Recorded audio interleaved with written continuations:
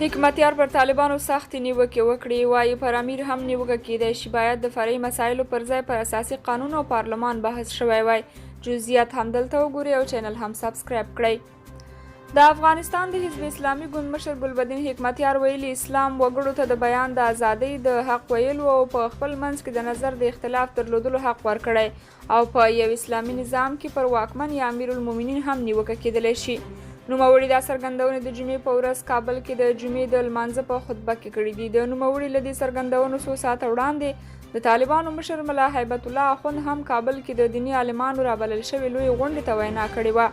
ګلبدین حکمتیار دې غونډې ته په اشارې وویل طالبانو باید دې ناستې ته یوه واضح اجنډا ټاکلې وای او معلومه وای چې پر څه بحث کیږي.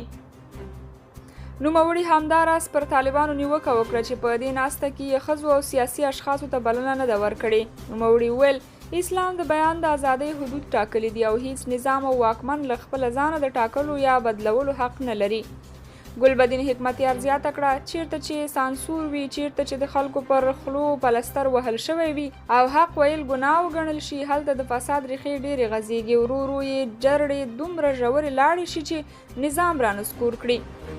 باید پر اساسي قانون او پارلمان بحث شوی وای. ګلبدین حکمتیار د خپلې وینا په ترڅ کې استدلال وکړ چې طالبانو باید کابل کې د دیني عالمانو په غونډه کې پر دې خبرې کړې وای چې څه ډول یو مقتدر پارلمان جوړ کړي او د افغانستان لپاره نوی اساسي قانون چمتو کړي.